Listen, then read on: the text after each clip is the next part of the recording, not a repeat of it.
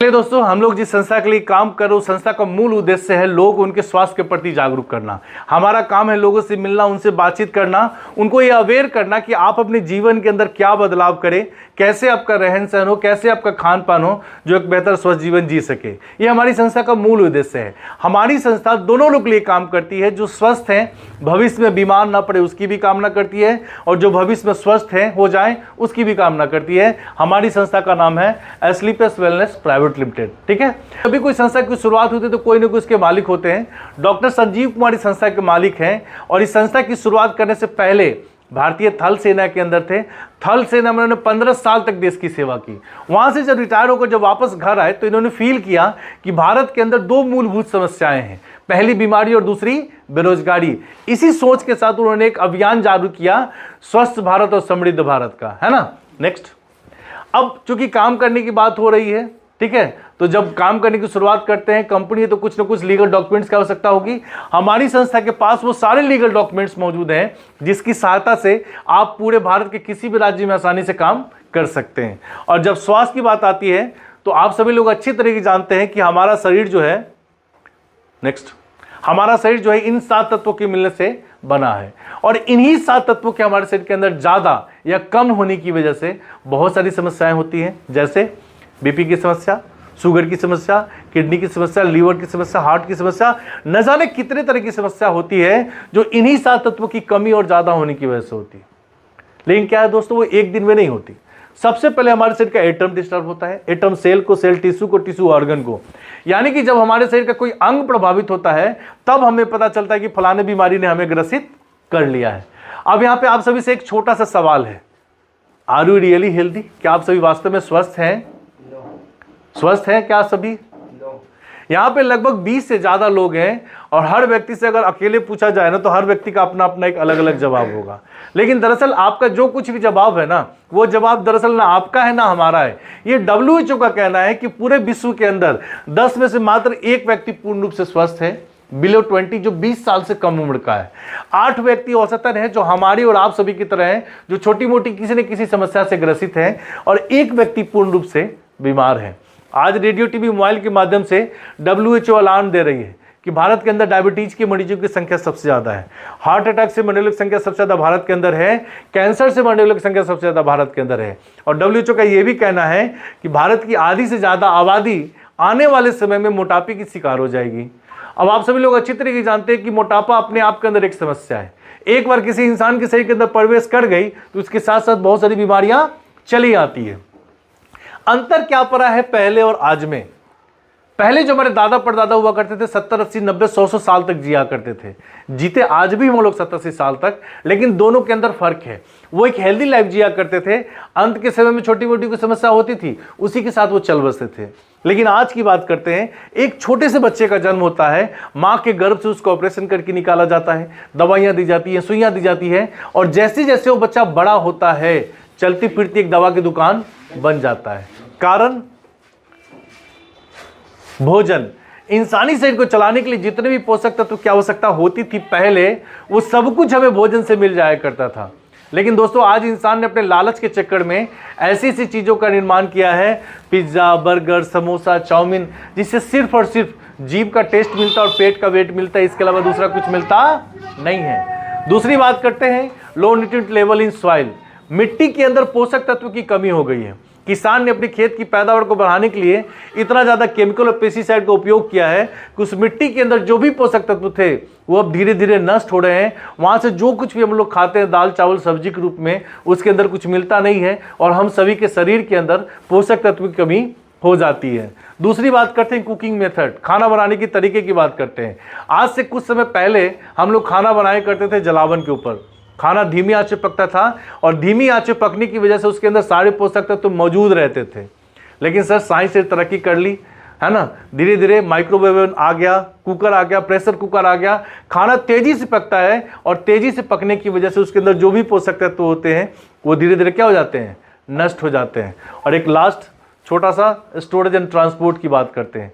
आज आपने देखा होगा मार्केट के अंदर बहुत सारे ऐसे फल और सब्जी हैं जिसका मौसम नहीं है, लेकिन मार्केट के अंदर मिलता है, हम लोग जाते हैं, खरीद कर लाते हैं, खाते हैं, लेकिन उसके अंदर कोई टेस्ट ही समझ में नहीं आता है। कारण या तो उसे किसी केमिकल की सहायता से उगाया जाता है या फिर कहीं ना कहीं उसे लंबे समय तक स्टोर करके रखा जाता है, और इन दोनों कारणों की वजह से उसके अंदर जो भी पोषक तत्व होते हैं वो धीरे धीरे क्या हो जाते हैं, नष्ट हो जाते हैं। इसका एक छोटा सा एग्जाम्पल समझिएगा। अपने यहाँ जब खेत से आलू निकलता है उस समय हम लोग आलू पराठा खाते हो, आलू पराठा काफी टेस्टी लगता है आलू पराठा टेस्टी। लेकिन वही आलू जब कुछ दिनों के बाद कोल्ड स्टोर से निकल कर आता है, हम लोग आलू पराठा खाते हैं, उसके अंदर टेस्ट नजर नहीं आता है। कारण लंबे समय तक स्टोर करने की वजह से उस आलू के अंदर जो भी पोषक तत्व थे वो धीरे धीरे क्या हो रहे हैं, नष्ट हो रहे हैं। आज इन सब वजहों से हमारे समाज के अंदर बहुत सारी समस्याएं हो रही है, जिसे हम लाइफ स्टाइल डिजीज यानी कि हमारे खान पान और रहन सहन से होने वाली समस्याओं के बारे में जानते हैं। और आप सभी लोग अच्छी तरीके से जानते हैं कि बीमारियां दो प्रकार की होती है। एक ऐसी बीमारी जो पुराने समय में हुआ करती थी, जैसे हैजा, मलेरिया, काली खांसी, है ना, ये सारी चीजें आप देख सकते हैं, plague, small pox, chicken pox, cholera, tuberculosis, ये ऐसी समस्या हुआ करती थी कि किसी एक व्यक्ति को हो गया तो संक्रमण ऐसे फैलता था कि पूरा गांव का गांव साफ हो जाता था। अरे होता था, लाइक कोरोना वायरस फैलने वाली बीमारी है, लेकिन थैंक्स अपने मेडिकल साइंस का कि उसने इसका क्योर निकाल लिया। आज इन बीमारियों की वजह से कोई मरता नहीं है, लेकिन आज हमारे खान पान और रहन सहन की वजह से जो समस्याएं हमारे समाज के अंदर हो रही है, osteoporosis, asthma, diabetes, stroke, cancer, hypertension, cardiovascular disease, arthritis, obesity, Alzheimer, ये ऐसी ऐसी समस्या हमारे समाज के अंदर है जिसका मेडिकल साइंस के पास कोई क्योर नहीं है। क्योर है क्या? कोई क्योर नहीं है। आज किसी व्यक्ति को बीपी की समस्या हो जाती है, डॉक्टर बोलते हैं अब जिंदगी भर दवा खानी पड़ेगी। शुगर की समस्या हो गई, जिंदगी भर दवा खाना है। थायराइड की समस्या हो गई, पहले 3 से 4 साल वो थायराइड की दवा खाता है, चौथे 5वें साल से उसको बीपी शुगर की दवा खानी पड़ती है, 9वें 10वें साल से किडनी, लिवर, लंग सभी चीज़ों की दवा खानी पड़ती है। कहने का ये मतलब कि एक दवा जो मौजूदा समस्या किसी इंसान के शरीर के अंदर है उसको तो ठीक नहीं कर रहा, दूसरी बीमारी को क्या कर रहा है, जन्म दे रहा है। कारण मिलावट।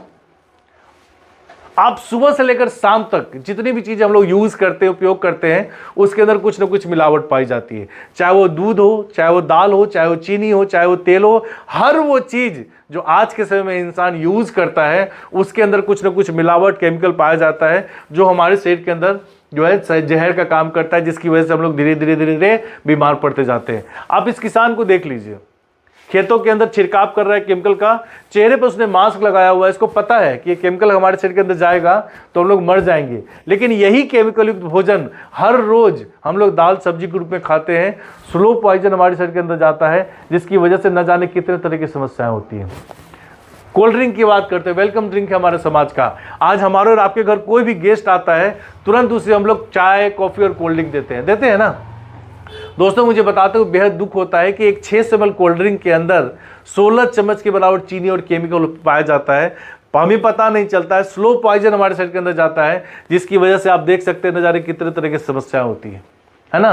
नेक्स्ट, पिज्जा, बर्गर, केक की बात करते हैं। केक मीठा होता है। आज हमारे और आपके घर कोई भी पार्टी फंक्शन होता है, तुरंत हम लोग ऑर्डर करते हैं, मंगाते हैं और खाते हैं, और मीठा होने के बावजूद आपने देखा होगा उस केक के ऊपर कोई चींटी और मक्खी नहीं लगता है। कारण उस केक को लंबे समय तक ताज़ा बनाए रखने के लिए जो केमिकल यूज़ किया जाता है, वो केमिकल चींटी और मक्खी के भगाने के काम आता है। और आप सभी लोग अच्छी तरीके से जानते हैं कि चींटी और मक्खी की सूंघने की क्षमता काफ़ी तेज होती है।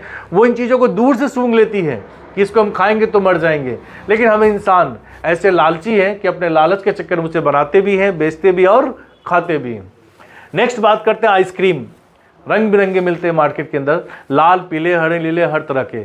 बच्चे, बुजुर्ग, जवान सभी उसको देखकर लालच से पड़ते हैं और खरीद कर खाते हैं। और दोस्तों आप सभी लोग अच्छी तरह से जानते हैं कि दुनिया के किसी भी गाय और भैंस ने सफ़ेद के अलावा दूसरा कोई दूध नहीं दिया है। यानी कि उस आइसक्रीम को रंगीन बनाने के लिए कहीं ना कहीं केमिकल का यूज़ किया गया है, और वो केमिकल हम सभी के शरीर के अंदर स्लो पॉइजन पे काम करता है, जिसकी वजह से न जाने कितने तरह की समस्याएं होती हैं।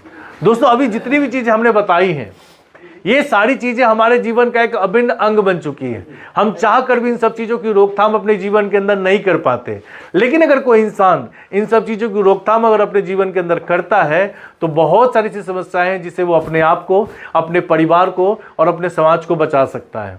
लेकिन दोस्तों आज पूरे विश्व के अंदर 3 ऐसी समस्या है जिसका समाधान किसी भी देश के पास नहीं है। सबसे पहली समस्या एयर पोल्यूशन, दूसरी समस्या वाटर पोल्यूशन और तीसरी समस्या रेडिएशन। आज से कुछ वर्षों पहले लॉकडाउन हुआ था, अरे हुआ था दोस्तों। लॉकडाउन के दौरान हमारा वातावरण काफ़ी हद तक साफ हो गया था, लेकिन आने वाले समय में गाड़ियाँ चली, फैक्ट्रियाँ चली, पोल्यूशन का लेवल फिर वहीं का वहीं पहुँच गया, है ना। वाटर पोल्यूशन की बात करते हैं, जल प्रदूषण की बात करते हैं। जल इतना प्रदूषित हो चुका है कि आज हर घर में आरओ की नीड है और लोग लगा भी रहे या फिर डब्बा बंद पानी ले रहे हैं। और दोस्तों इंसानी शरीर को चलाने के लिए बहुत सारे मिनरल्स की जरूरत होती है जो हमें पानी से मिलता है। आरओ क्या करता है, पानी के अंदर जितनी गंदगी होती है उसको तो अलग करता है, साथ में सारे मिनरल्स को भी अलग कर देता है। यानी कि उस आरओ वाटर के अंदर कुछ भी नहीं होता, जिसकी वजह से आपने देखा होगा आज के समय में छोटे छोटे बच्चों की हड्डियां कमजोर हो रही है, आंखों के ऊपर चश्मा लग रहा है, हाइट नहीं बढ़ रही है, बालों की समस्या आ रही है, हड्डियों के खोखला होने की समस्या आ रही है, महिलाओं और पुरुषों के अंदर नपुंसकता की समस्या आ रही है। वो कहीं ना कहीं क्या है, वाटर पोल्यूशन की वजह से। और लास्ट बात करते हैं रेडिएशन, मोबाइल। इंसान का ऐसा दोस्त जो हमारा अभिन्न अंग बन चुका है। 5 मिनट हमारा मोबाइल हमसे अगर दूर होता है तो हम बेचैन हो जाते हैं कि आखिर हमारा मोबाइल हुआ क्या। और दोस्तों मोबाइल का रेडिएशन इतना खतरनाक है, इसका अंदाज़ा आप इसी बात से लगा सकते हैं कि आपके आसपास आपने देखा होगा बहुत सारे से छोटे बच्चे हैं जिससे नशा करने की कोई आदत नहीं है क्या, नहीं है, लेकिन उसको कैंसर हो गया, उसको ब्लड कैंसर हो गया। कैसे? वो कहीं ना कहीं मोबाइल और टावर के रेडिएशन की वजह से, है ना। तो अब बात आती है दोस्तों कि इन सारी समस्याओं का उपाय क्या है, जिन सारी समस्याओं से हमारा जीवन, हमारा देश, हमारा समाज घिरा पड़ा है। उपाय सिर्फ और सिर्फ ये, लौट चले प्रकृति की ओर, जहाँ से मानव सभ्यता की शुरुआत हुई थी, जिस पद्धति के साथ हम अपना उपचार करते थे, जो हमारी 5000 साल पुरानी पद्धति है, आयुर्वेद। हमारी संस्था एस्क्लेपियस वेलनेस ने उसी को पुनर्जीवित करने का काम किया है और